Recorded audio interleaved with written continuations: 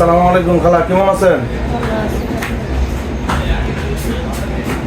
আমার পাশে যে দাঁড়ায় আছে খালা হচ্ছে একটা আপনার কিডনি রোগে আক্রান্ত। আমি এই ধরনের কিছু আন্টি তাদেরকে খুঁজতেছি। এই আন্টিকে আজকে আমি যা পারি কিছু সহযোগিতা করব। আমাদের আশুলিয়াতে এরকম আন্টি যদি কোনো বাসায় থেকে থাকে এবং কি চলতে পারতেছে না এবং কি খেতে পারতেছে না, আমার সাথে অবশ্যই যোগাযোগ করবেন। আমার সাধ্য অনুযায়ী আমি সবাইকে আমি যা পারি মানে হেল্প করার চেষ্টা করব। আন্টি আপনার মানে কতদিন যাবত অসুস্থ আছেন আপনি? হ্যাঁ, 1 বছর যাবত অসুস্থ। কি সমস্যা? আমার কিডনির সমস্যা আছে, গ্যারেজের মেরুদণ্ডে হাড়টা আছে, এদিকে হাড়টা আছে না, এদের সমস্যা ক্যালসিয়াম নাই। এদের ওষুধপাতিও খাইছি, মেডিকেলও গেছি, মাথায় আচ্ছা, খালো নাই? খালো কি করে? কিছু করে না, বাসায় থাকে। আপনার কি ছেলে মেয়ে নাই? ছেলেমেয়ে আছে, ওরা কি করে? একটা গাড়ি চলা,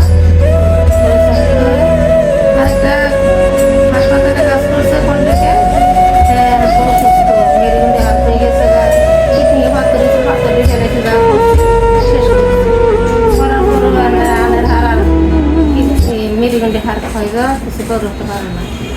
আর কি এলা আসতে করছে গরু ঘুষ বুলাইলে হ্যাঁ পাগল হয়ে যায়, মানে গরু মাংস বলাইলে আপনার ইয়ে হয়ে যায়, পাগল হয়ে যায়। পাগল হয়ে যায়, মায়ের দৌড়ে দৌড়ে হ্যাঁ।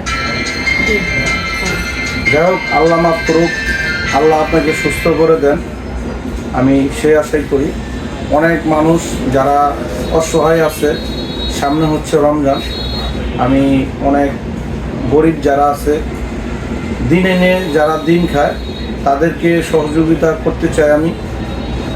সহযোগিতা কিভাবে করতে হয় এলাকার ভাই বেড়াদার অনেকে জানেন।